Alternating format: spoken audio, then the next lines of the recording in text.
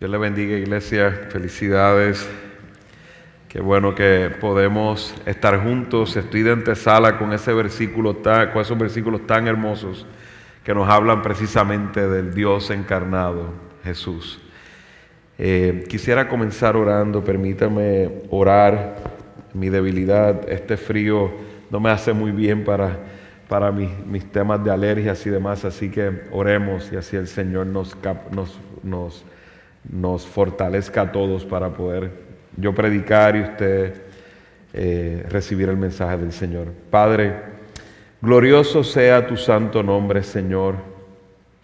Qué bendición tan grande el poder compartir con mis hermanos, con aquellos que tú has enviado también, Señor, el mensaje del Evangelio, Padre. Qué consolación tan grande sentimos, Señor, el saber que tú enviaste a tu Hijo unigénito para que en Él, Señor, pudiéramos tener salvación, Padre. Glorioso es eso, Padre. No habrán palabras suficientes para describir, Señor, cuán grande amor. No hay sentimientos suficientes, Padre, para poder recibir esa gran misericordia, Señor. Señor, te damos gloria a ti, Padre. Te rogamos que en medio de esta predicación, Señor, seas tu Hijo amado glorificado. Sea glorificado en medio de cada palabra, Señor, en medio de cada versículo. Señor, te ruego que no tomes en cuenta, Señor, mis debilidades, Padre. Te ruego que seas tú, Señor, glorificándote en cada mente, en cada corazón de mis hermanos y de aquellos que nos visitan. Confiamos en ti, en tu poder, es tu Espíritu, Señor, el que nos tiene aquí en este lugar, proclamando tu santo y bendito nombre, Señor. Te damos gracias, Padre, y te rogamos que sea tu palabra predicada, Señor, y que asimismo, Padre, seamos exaltados cada uno de nosotros a través de ella y vivir según tu palabra, conformándonos cada día a la imagen de tu Hijo Jesucristo. Amén. Amados, en este tiempo de Navidad y especialmente en este día de Navidad, reflexionaba con mi esposa cuando veníamos si había algún otro momento que nos acordáramos que nos tocó un día domingo 25 de diciembre y no venía a mi mente alguno de ellos, probablemente alguno en años anteriores. Pero qué bonito que podemos estar juntos en este día en particular y tenemos la oportunidad de predicar la palabra del Señor. En este tiempo viene la pregunta: ¿debería la iglesia celebrar la Navidad?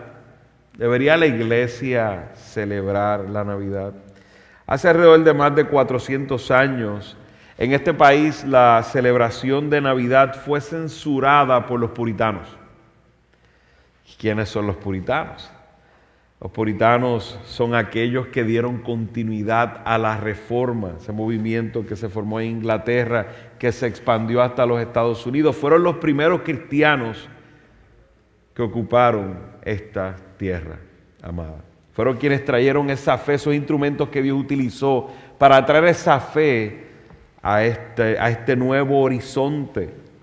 También estos fueron aquellos de los cuales se habló del gran despertar.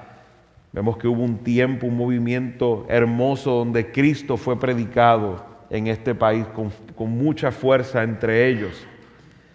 Y nos preguntamos si por qué estos cristianos tan sabios que citamos en tantas veces, que leemos tantos libros de ellos, ¿por qué censuraron la celebración de Navidad a aquellos cristianos? Esto no se debe a lo que es la Navidad. No es que ellos censuraron la Navidad, ellos censuraron la celebración de la Navidad. ¿Y por qué? Y sabemos vamos a saber que tiene que ver con el origen de la celebración y cómo se celebra. La festividad de la Navidad, desde la fecha, desde el día, como decimos hoy, los acabo de saludar, 25 de diciembre, desde la fecha es un ídolo. no es la fecha en que nació Jesús. De eso, si hay algo de lo que estamos todos seguros y conscientes, que Jesús no nació un 25 de diciembre. Para muchos el día 25 solo es un ídolo más, solo es un ídolo más. La Iglesia Católica Romana fue quien instituyó la celebración de la Navidad, sustituyendo una fiesta pagana de adoración al sol, dando el punto más oscuro del tiempo de invierno. ¿Por qué censurar la celebración de Navidad? Había una canción que dice, y el año pasado la compartía con la iglesia, "The most wonderful time of the year", ¿verdad? Pero deberíamos de verdad y realmente, mirando los hechos y los datos, realmente debería decir esa canción, "The most dangerous time of the year", el tiempo más peligroso del año. Es el tiempo donde el crimen aumenta, es el tiempo donde los robos, los homicidios, los suicidios, los accidentes de carro, se triplica el consumo de alcohol y drogas, es el tiempo donde las familias más se endeudan, donde la glotonería es rampante. De verdad es una época muy peligrosa. Porque si se celebra según los cristianos, es uno de los eventos más importantes de la historia de la humanidad, se ha tornado esta celebración en algo tan dañino y tan peligroso. La contestación a esto es que en este mundo se ha encargado, dirigidos por el mismo Satanás, a esconder detrás de ídolos a aquel Salvador, Cristo, aquel Señor que nació. Esas tradiciones, las cuales seguimos consciente e inconscientemente, se han convertido en ídolos en nuestra vida, que nos alejan cada día más de la verdadera historia de la Navidad. Miremos la advertencia del apóstol Juan en Primera de Juan capítulo 5, versículo 19 al 21, sabemos que somos de Dios y que el mundo entero está bajo el poder del maligno. Y sabemos que el Hijo de Dios ha venido y nos ha dado entendimiento a fin de que conozcamos a aquel que es verdadero. Y nosotros estamos en aquel que es verdadero, en su Hijo Jesucristo. Este es el verdadero Dios y la vida eterna. Y termina diciendo, hijos, aléjense de los ídolos. Hijos, aléjense de los ídolos. Qué mucha idolatría hay en esta temporada que llamamos de Navidad. Qué mucha idolatría. Aún vemos la figura de José y María, un hombre y una mujer fiel, amadores del Señor, seguidores del Señor, verdaderos, fieles creyentes, cómo han sido idolatrados. Vemos aún el famoso tema del niñito Jesús. Hay personas que dicen, no, el niñito Jesús y el niñito Jesús, pues te doy algunas noticias. El niñito Jesús no tiene ningún poder milagroso. El niñito Jesús no hace regalos y el niñito Jesús se hizo hombre. Caminó entre nosotros, fue a la cruz del Calvario y resucitó al tercer día, está sentado a la diestra del Padre.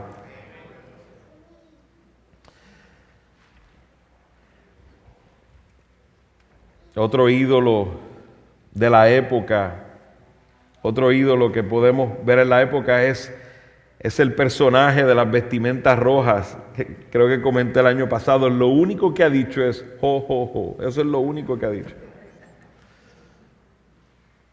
Y ese es el que lamentablemente ha tomado más protagonismo en este tiempo.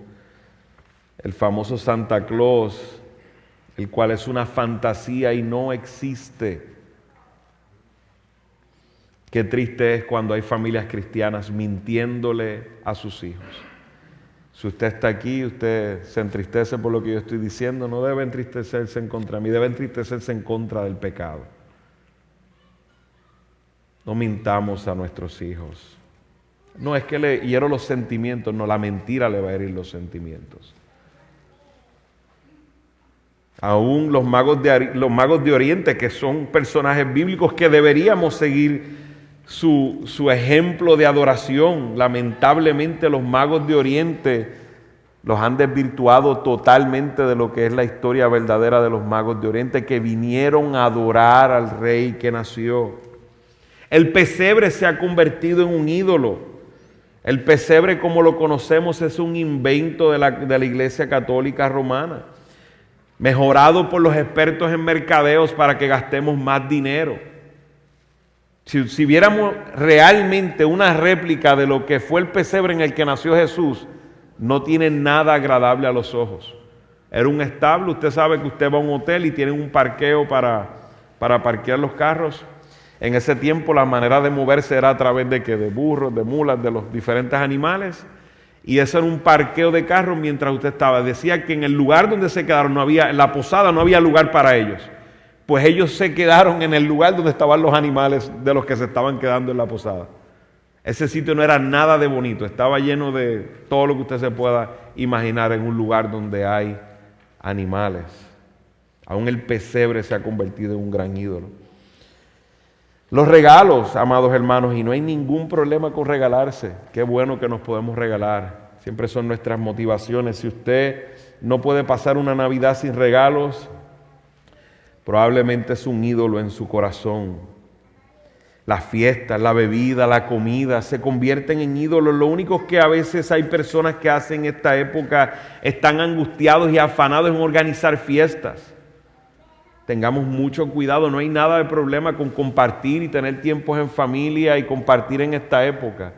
Es cómo nos ponemos en ansiedad por todos estos temas que se convierten en idolatría. Satanás ha diseñado una celebración en esta época que esconde la verdadera Navidad. Lo ha hecho con mucha astucia para quitarle la gloria a Cristo. Además de la idolatría, también se oponían los puritanos, porque no existe una ordenanza en la Escritura para celebrar el nacimiento del Señor Jesús. Y esa es la pura verdad. No hay una ordenanza para que nosotros tengamos que celebrar el nacimiento del Señor Jesús. Yo sé que en cierta manera he ganado el título del Grinch de la Navidad por los últimos años, el aguafiestas de la Navidad, pero no, amados hermanos. Soy el Grinch de la falsa celebración de la Navidad. Vayamos a las Escrituras y aprendamos cómo nos podemos gozar. ¿Cómo nos podemos gozar de una verdadera Navidad? Yo los invito a que vaya conmigo a Lucas capítulo 2. Lucas capítulo 2. Y vamos a leer desde el versículo 25.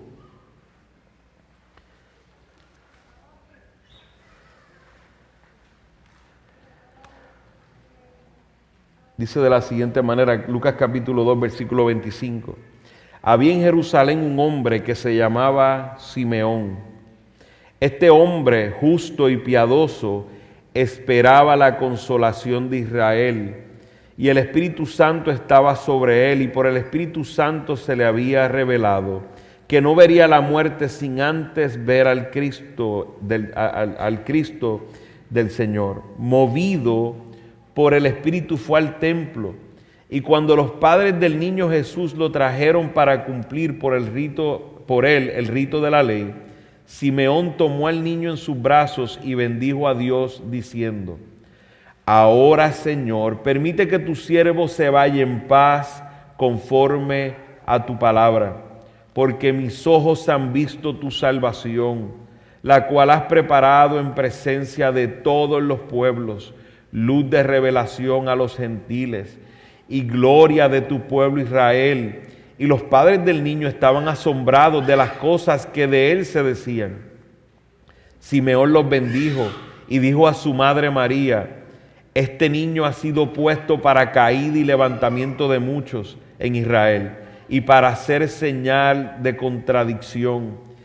Y una espada traspasará aún tu propia alma, a fin de que sean revelados los pensamientos de muchos corazones.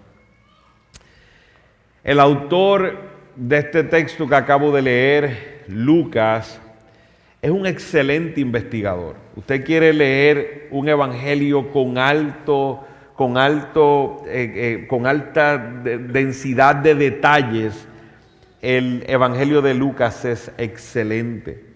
Yo voy a leer al principio la introducción para que entendamos quién es este personaje Simeón y qué papel está jugando está representando en esta escena que nos describe Lucas. En Lucas capítulo 1, versículos 1 al 4, fijémonos en la diligencia de Lucas en cuanto a la investigación y dar testimonio del nacimiento de Cristo Jesús.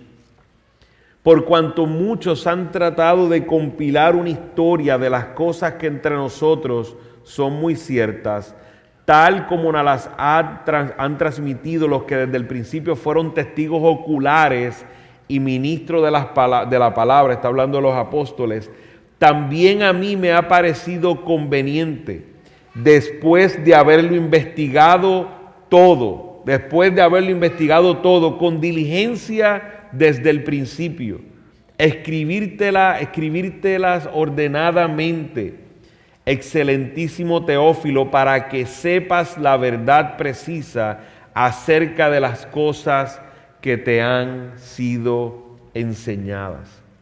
Lucas comienza este evangelio presentando testigos en cuanto al nacimiento de nuestro Señor Jesús y en general de la vida de nuestro Señor Jesús.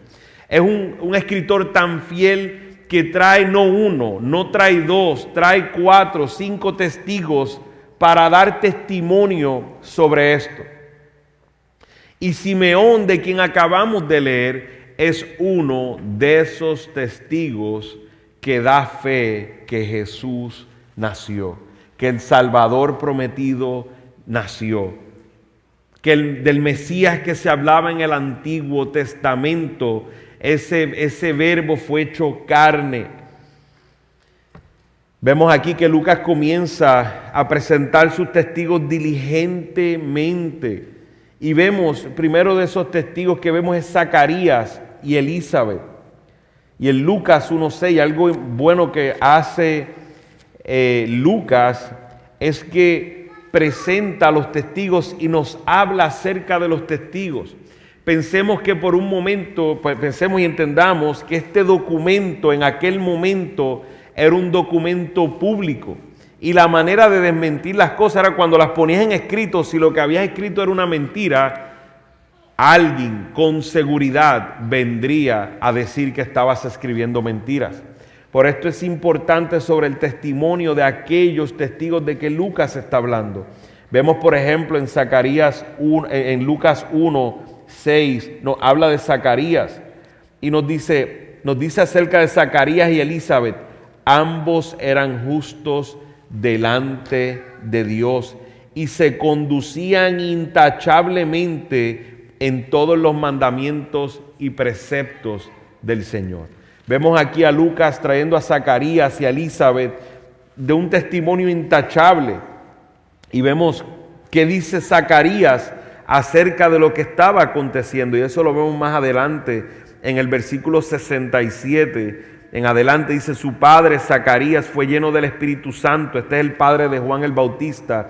Y profetizó diciendo: bendito sea el Señor Dios de Israel, porque nos ha visitado y ha traído redención para su pueblo y nos ha levantado un cuerno de salvación en la casa de David su siervo, tal como lo anunció por boca de sus santos profetas desde los tiempos antiguos, salvación de nuestros enemigos y de la mano de todos los que nos aborrecen. Y sabemos que no habla de su hijo, sino que está hablando de Jesús, el Mesías, porque en el 76 nos dice: y tú, niño, serás llamado profeta del Altísimo, porque irás delante del Señor, de aquel Mesías prometido. Es Juan el Bautista el que iba delante del Señor. Vemos a estos testigos que Lucas presenta sobre el nacimiento y la encarnación de Jesús.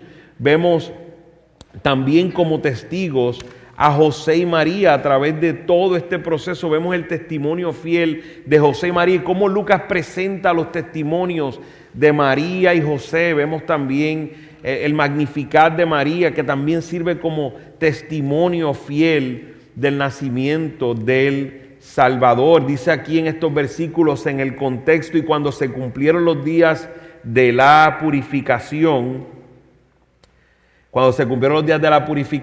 se le permitió a María entrar nuevamente en el templo. O sea que vemos que ya a los 40 días, el niño era circuncidado al 8º día, a los 40 días ya la mujer podía adorar nuevamente, ir al templo, pero tenía que presentar un sacrificio.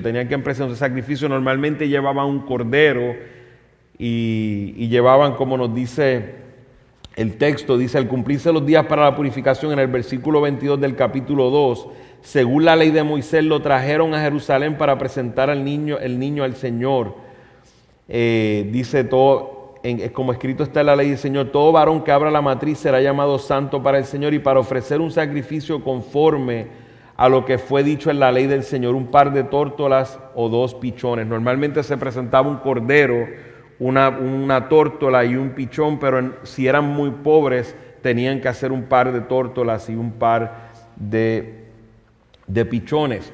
Entonces no vamos a entrar en todos los detalles de esto, pero vemos el testimonio fiel de José y María en cuanto al nacimiento. Ellos consagraron su primogénito, el que rompió la matriz de la madre, lo presentaron, fueron a presentarlo a los sacerdotes. Y ahora vemos cómo en los versículos 25 al 38 también tenemos ahí 2 testigos más, que son Simeón y Ana, que continúa más adelante luego de los versículos que estaremos predicando hoy hasta el 35.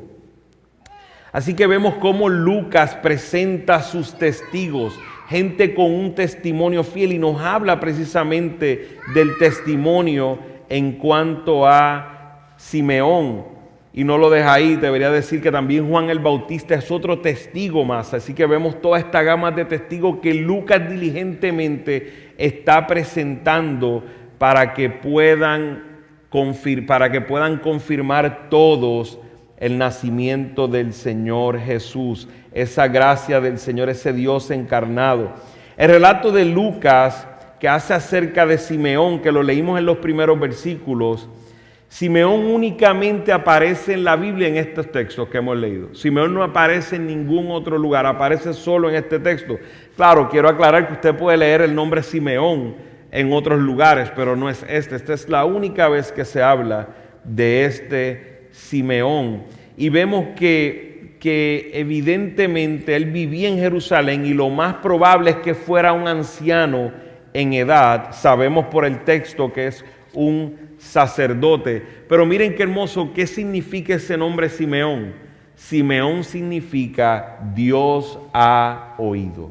Dios ha oído. Simeón había estado espiritualmente calificado para atestiguar acerca del Mesías. La descripción que hace Lucas no es liviana, es una descripción de un verdadero creyente. Dice acerca de Simeón que es justo y piadoso. Eso habla de un hombre que ha sido justificado por Dios, por medio de la fe. Era un hombre que tenía su fe en el Señor, era un hombre justificado, y piadoso nos habla de cómo vivía, de la consagración en la que vivía delante del Señor. Vemos que cuando Lucas utiliza esta misma frase, se habla de hombres temerosos de Dios, reverentes hacia Dios, devotos. Transmite la idea de que es un hombre precavido para obedecer y honrar al Señor y llevar una vida ejemplar para los demás. O sea que vemos que Simeón no solo fue justificado, sino que vivía reverentemente al Señor, igual que el resto del remanente fiel que el Señor ha tenido por siempre. En este momento de la historia donde está Simeón viviendo, Simeón no era el único creyente. Vemos un ejemplo en Zacarías, vemos un ejemplo en Juan el Bautista, vemos un ejemplo en María, en José.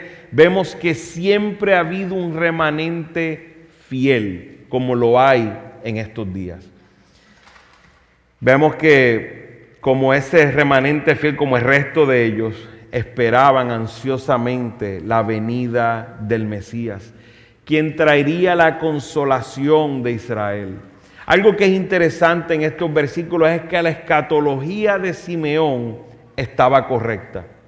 Mientras la mayoría de los judíos esperaban un guerrero político que restauraría nacionalmente Israel, Simeón esperaba a un consolador. El anhelo del remanente fiel esperaban por el Mesías, que el Mesías llegara y los liberara, pero ellos esperaban principalmente con ansias el cumplimiento del nuevo pacto, con su promesa de perdón de pecados, con su promesa de un corazón nuevo y limpio y de la morada del Espíritu Santo. Mientras habían otros esperando aquel que simplemente los liberaría de Roma y les daría de qué comer y les daría poder en las naciones. El remanente fiel tenía una escatología correcta y cuando digo escatología hablo de acontecimientos futuros. En este momento el nacimiento del Señor Jesús era algo profético, era un acontecimiento futuro, y él tenía esa escatología de manera correcta porque estaba esperando el perdón de pecados que fuera validado en la cruz del Calvario a través del Mesías, y un corazón nuevo y limpio, como decía en Jeremías 31, 33 al 34, porque este es el pacto que haré con la casa de Israel después de aquellos días, declara el Señor. Pondré mi ley dentro de ellos y sobre sus corazones las escribiré. Entonces yo seré su Dios y ellos serán mi pueblo. No tendrán que enseñar más cada uno a su prójimo y cada cual a su hermano, diciéndole: conoce al Señor, porque todos me conocerán, desde el más pequeño de ellos hasta el más grande, declara el Señor, pues perdonaré su maldad y no recordaré más su pecado. En Simeón, amados hermanos, vemos un hombre que obtuvo el gozo verdadero de la Navidad. El gozo verdadero de la Navidad que experimentó Simeón se resume en cuatro palabras. Según como vemos a 40 días después del nacimiento, cómo Simeón, ¿verdad? A través de este relato vemos cómo Simeón recibió al Mesías. Y lo primero que vemos es que la Navidad es un tiempo de consolación. Prestémosle atención a ese versículo 25. Había en Jerusalén un hombre que se llamaba Simeón. Este hombre justo y piadoso esperaba que la consolación de Israel. La Navidad es un tiempo de consolación. ¿De qué se trata la consolación? De suplir fortaleza en medio de un dolor, descanso, alivio de la pena, de la molestia, de la fatiga. La Navidad trata de la gran consolación, del gran alivio de Dios a este mundo. A través de todas las edades, a raíz de la esperanza de un Salvador que consolaría a los quebrantados de espíritu por sus pecados. El Mesías representaba la encarnación de esa esperanza de consuelo. El único que podría traer consuelo a Israel, al pueblo de Dios, era el Consolador. Por eso los rabinos a veces se referían al Mesías como el Menaken, que significa consolador. Isaías en particular resaltó el papel del Mesías como un consolador. Y cuando vemos en Isaías 40, en ese versículo 1, dice: consuelen, consuelen a mi pueblo.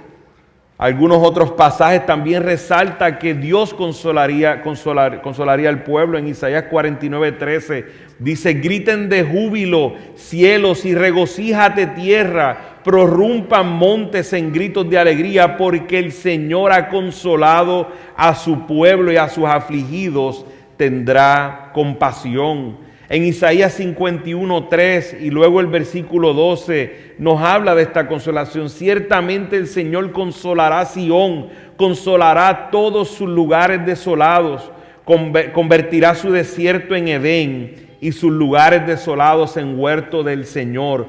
Gozo y alegría encontrarán en ella, acciones de gracia y voces de alabanza. Dice adelante en el 12: yo soy tu consolador. También en 52:9 de Isaías dice: prorrumpan a una en gritos de júbilo lugares desolados de Jerusalén, porque el Señor ha consolado a su pueblo, ha redimido a Jerusalén. Cuando pensamos en un Salvador, cuando pensamos en el Mesías, debemos pensar en la consolación que trae el Mesías, en ese consolador. En Isaías 61, versículo dice: el Espíritu del Señor Dios está sobre mí. Estos son los mismos versículos que Jesús lee delante de la sinagoga. Toma Isaías 61, toma el rollo y dice: el Espíritu del Señor está sobre mí porque me ha ungido el Señor para traer buenas nuevas a los afligidos. Me ha enviado para vendar los quebrantados de corazón, para proclamar libertad a los cautivos y liberación a los prisioneros, para proclamar el año favorable del Señor y el día de venganza a nuestro Dios, para consolar a todos los que lloran. La teología de Simeón era coherente con las promesas del Antiguo Testamento de que Dios consolaría a su pueblo a través de la venida del Mesías. La Navidad, amados hermanos, empieza con recibir la gran consolación que trae el Mesías por nuestro pecado. Normalmente hablamos del consuelo cuando alguien muere, falta alrededor, en medio de nosotros. Lo que está pasando por el dolor de perder los que están pasando por ese dolor de perder un familiar entienden lo que es consuelo, porque lo necesitan, se sienten devastados en su dolor. El que se goza de la verdadera Navidad es aquel que se siente devastado por su pecado, como aquel que está de funeral por sus seres queridos.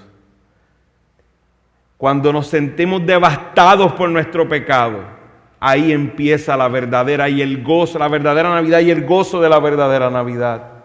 Cuando necesitamos consuelo por nuestro pecado, porque la paga del pecado es muerte. Nosotros merecíamos la ira de Dios, la condenación eterna. Cuando escuchamos que nació el Salvador, gloria sea al Señor, llegó nuestro consuelo. Si en la Navidad usted no reflexiona en su pecado y en la gran humillación que vivió Jesucristo por su pecado, usted no ha experimentado el gozo de la verdadera Navidad. Simeón esperaba al gran consolador. Pero vemos también, una de estas palabras es, además de consolación, reconciliación. Reconciliación. Vemos aquí a Simeón en el versículo 27, dice: movido por el Espíritu, fue al templo, y cuando los padres del niño Jesús lo trajeron para cumplir el rito de la ley, Simeón tomó al niño en sus brazos y bendijo diciendo: ahora, Señor, permite que tu siervo se vaya en paz, conforme a tu palabra, porque mis ojos han visto tu salvación, la cual has preparado en presencia de todos los pueblos, luz de revelación a los gentiles y gloria de tu pueblo Israel. Después de conocer a José, a María y a Jesús, Simeón tomó a Jesús en sus brazos. Y es difícil que podamos imaginarnos la gran emoción de un hombre piadoso escuchando al Mesías, que probablemente hacía días antes o meses antes, no sabemos, no podemos especular cuán antes, fue que le fue revelado por el Espíritu Santo que no moriría antes de ver al Salvador. No podemos explicar la gran emoción que sintió Simeón cuando tomó al niño Jesús en sus brazos. Pero sabemos por el texto que es una emoción muy grande, al nivel que dice: me puedo morir ahora en este momento. Me puedo morir ahora. Estoy lleno de gozo. Esa es la gran emoción profunda que sintió Simeón cuando vio con sus ojos a la salvación.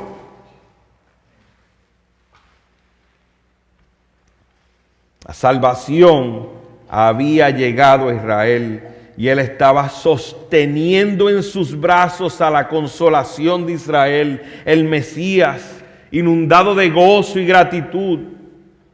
Simeón expresó: despide a tu siervo en paz. En otras palabras, diciendo: llévame, Señor, conforme a tu palabra, que era la promesa revelada a Simeón por parte del Espíritu Santo. Con la esperanza cumplida, el gozo completo y el corazón en paz, Simeón estaba contento de morir en ese mismo momento. ¿Hemos tenido una Navidad así? Con sus propios ojos había visto la salvación de Dios personificada, depositada en un niño. Este hombre anciano entendió que la salvación para Israel implicaba mucho más que la liberación nacional prometida.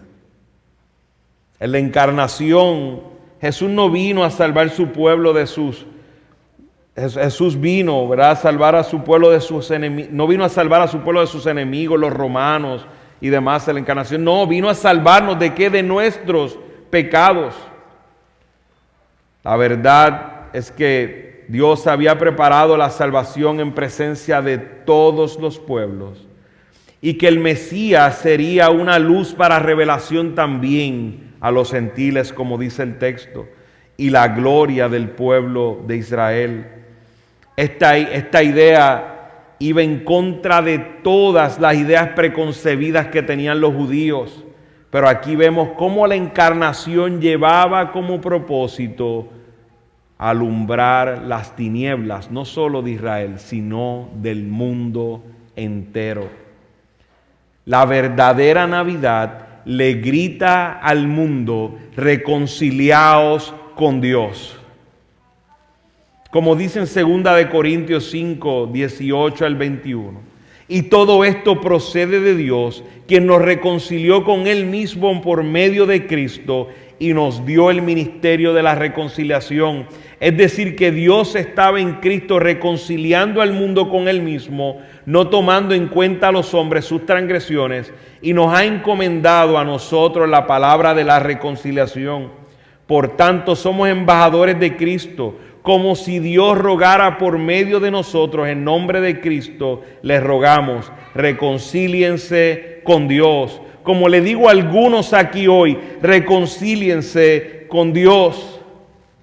Al que no conoció pecado, lo hizo pecado por nosotros para que fuéramos hechos justicia de Dios en Él.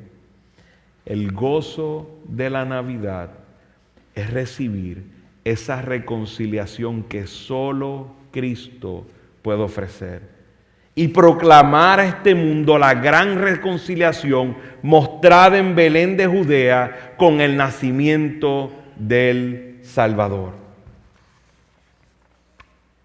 Esto nos lleva a nuestra tercera palabra. Ya hemos visto consolación, reconciliación y vemos ahora contradicción. Al concluir esto, que consideran un himno de alabanza de parte de Simeón, lo que hemos leído en el capítulo 2 de Lucas, esa porción que habla de la expresión de alabanza de Simeón, se considera un himno. Simeón le diría a los jóvenes padres lo que he titulado como la gran contradicción. ¿Cómo es que el consuelo que necesita el pueblo del Mesías esperado fue rechazado? Es una contradicción. ¿Cómo es que el pueblo que está esperando por años al Mesías, que está esperando al Salvador, ahora lo rechaza? Simeón profetizó sobre la oposición que Jesús enfrentaría y que culminaría en el rechazo y la crucifixión del Hijo de Dios. Simeón dirigió sus palabras a María. Era muy importante para ellas oírlas a fin de que no se sorprendiera por la hostilidad hacia su hijo que sería manifiesta cuando empezaría su ministerio. José no estaría vivo para presenciar ese rechazo del pueblo. Se entiende que José había muerto en la niñez de Jesús o en la adolescencia de Jesús. Simeón habló primero, y vemos aquí en el texto, lo vemos ahí en el versículo 33, y le dijo en el versículo 34, pero Simeón los bendijo y dijo a su madre María: este niño ha sido puesto para caída y levantamiento de muchos en Israel, y para hacer señal de contradicción, y una espada traspasará aún tu propia alma. Así que vemos que Simeón habló primero de separación, declarando que este niño está puesto para caída y para levantamiento de muchos, como Jesús advirtiera cuando habló en Lucas 12:51 y dijo: ¿pensáis que he venido para dar paz en la tierra? Os digo no, sino división.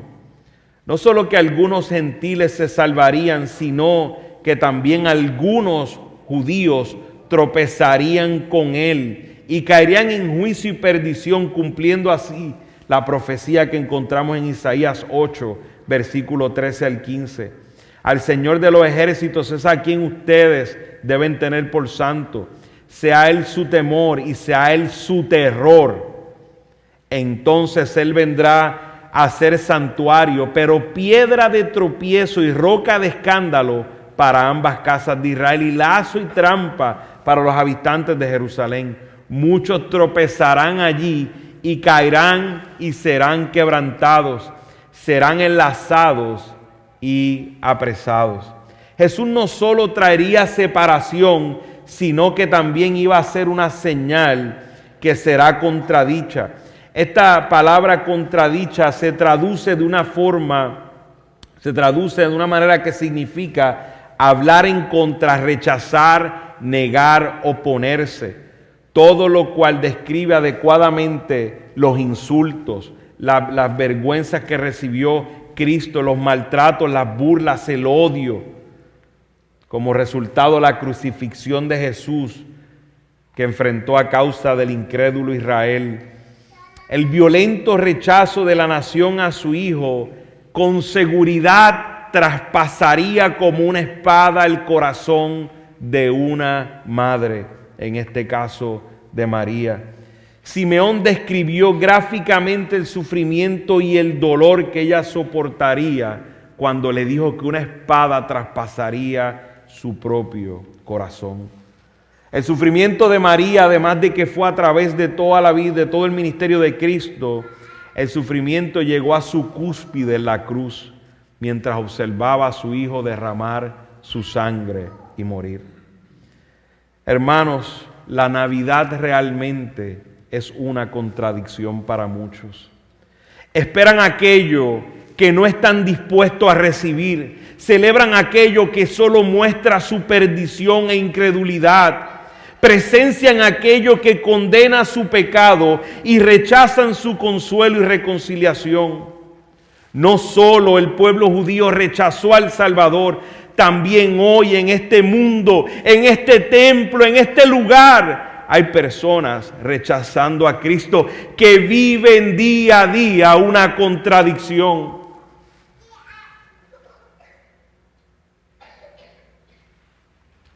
Y Cristo será una piedra de tropiezo para ellos. Eso nos lleva a nuestra cuarta palabra, aquellos que experimentan el gozo de la verdadera Navidad. Revelación. Y una espada traspasará, fue la profecía que acabo de decir, aún tu propia alma, le dice Simeón a María, a fin de que sean revelados los pensamientos de muchos corazones. La Navidad revela como una foto de qué realmente se trata tu vida. El nacimiento del Salvador del mundo expone tus densas tinieblas. En este texto en particular nos habla que fueron revelados. Cuando dice ahí Simeón la palabra revelados, nos muestra que fueron descubiertos, manifestados los corazones del pueblo judío en cuanto a qué realmente creían. Lo que está más profundo ahí en tu corazón, eso que atesoras más, en un momento como lo es la Navidad, saldrá a la luz, será manifiesto. De igual manera que en ese momento fueron manifiestas las verdaderas intenciones de los judíos, aquellos que supuestamente esperaban al Mesías, pero lo único que deseaban era a un Mesías que cumpliera sus deleites y sus deseos. Pero fue manifestado, sus pensamientos, sus corazones fueron revelados ante la encarnación de Cristo. Asimismo hoy, la encarnación de Cristo muestra y revela nuestros corazones.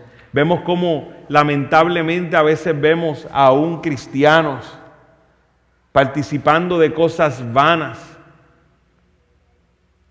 prestándose a la ansiedad, a la vanidad, a la codicia. Esperamos un tiempo como este para cubrir cubrirnos en piedad y tener una justificación falsa, cubrirnos detrás de la actividad. Hermanos, nuestras intenciones serán expuestas, serán mostradas. Qué emociones y pensamientos estaban en lo más profundo de sus corazones fue mostrado en el pueblo judío y todavía hoy es mostrado cuando celebramos esta época. Todavía hoy la Navidad hace lo mismo en nuestros corazones y nuestros pensamientos más profundos son expuestos.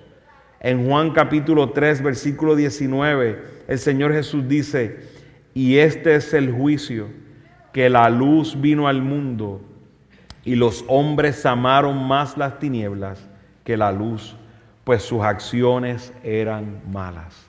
Jesús es la luz del mundo. Y de la misma manera que ese día hubo un gran resplandor, cuando los pastores vieron esa luz, que era la gloria del Señor, que probablemente fue la misma luz que vieron los magos de Oriente siguiendo la estrella de Belén. Esa luz en densas tinieblas expone tu pecado, mi pecado, expone las tinieblas de este mundo. Y si aquí hay alguien que no conoce al Señor Jesús, que no ha entregado su vida al Señor Jesús, la Navidad lo que hace cada año, esta época, es exponer realmente quién eres y la necesidad de Cristo, de un Salvador que tienes. No festejes cuando lo que tienes es muerte, porque la paga del pecado es muerte. Si no has entregado tu vida a Cristo, tú no has experimentado el nacimiento de Cristo, tú no has experimentado la encarnación del Señor. No hay nada que celebrar, porque un día tendrás que pararte delante del juez de la tierra y no tendrás un consolador, tendrás un juez. Tendrás un juez. Dice la palabra del Señor.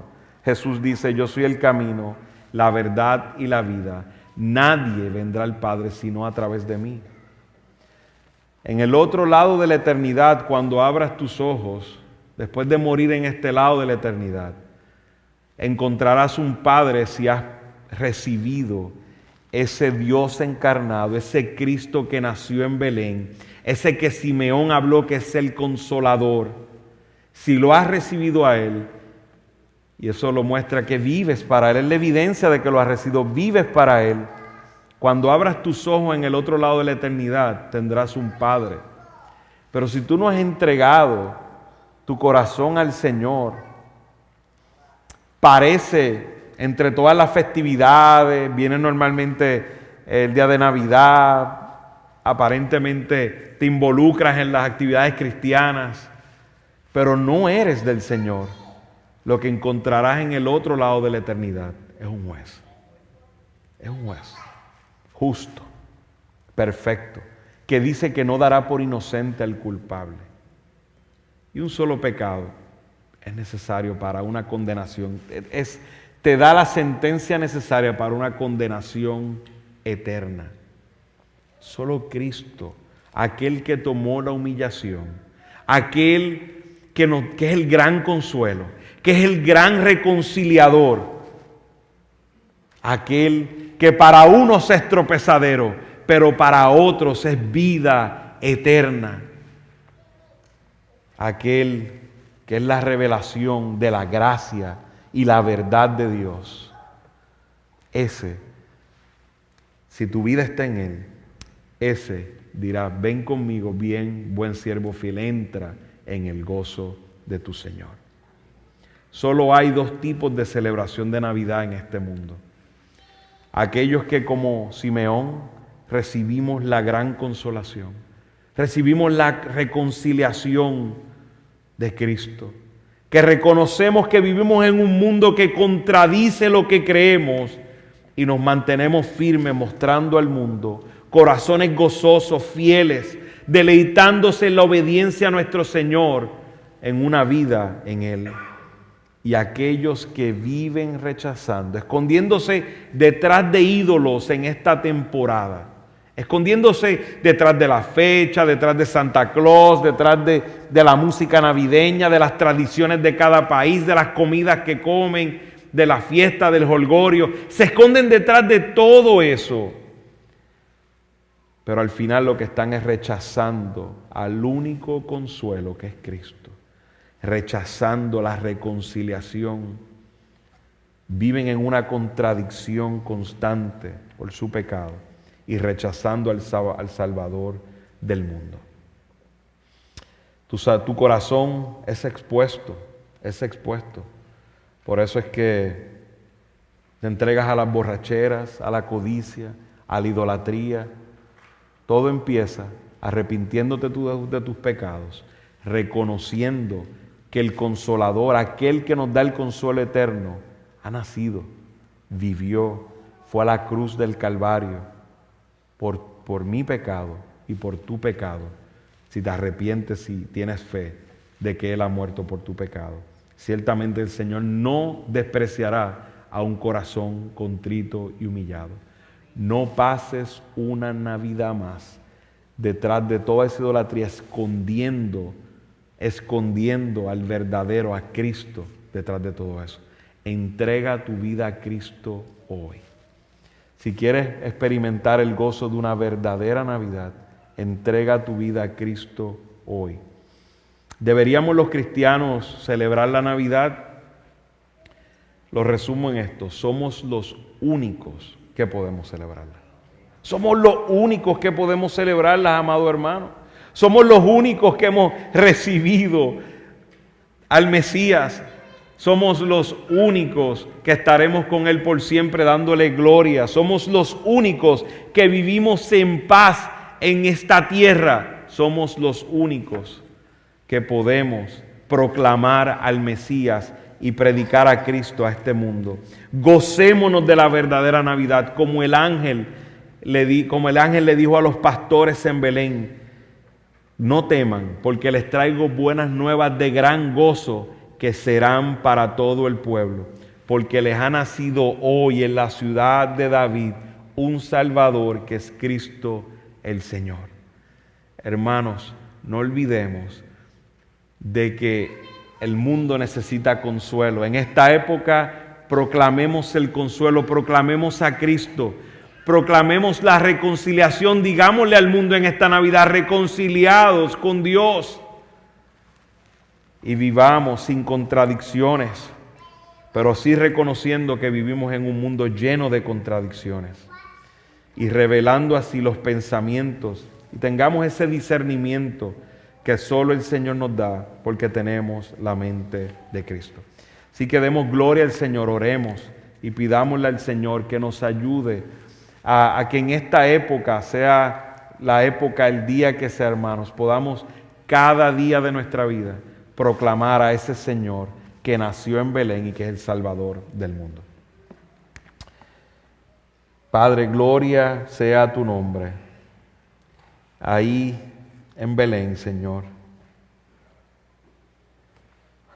pasó el misterio más escandaloso para la mente del humano. Dios hecho carne.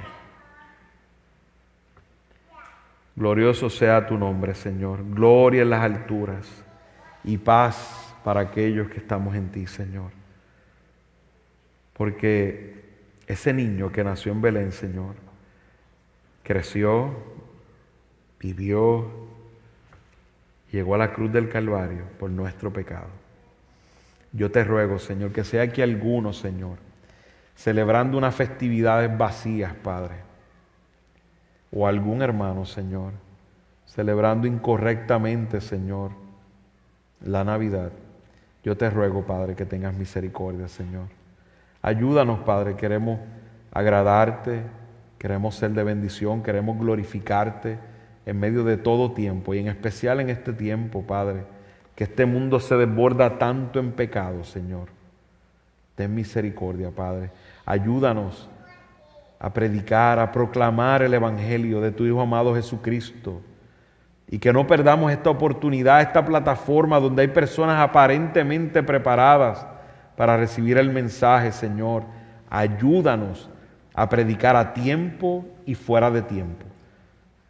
Cuando sea agradable a los oídos y cuando aún sea desagradable, porque lo más agradable que puede pasar un ser humano, Señor, es proceder al arrepentimiento y a la fe en Cristo Jesús. Te damos gloria, Señor, a ti. Te pedimos que esta palabra quede en nuestros corazones y en nuestras mentes y que el ejemplo de Simeón, Señor, quede en nuestros corazones grabados para así acordarnos de cómo celebrar con gozo una verdadera Navidad, Señor. Te lo pedimos en el nombre de Cristo. Amén. Tomemos un tiempo para reflexionar.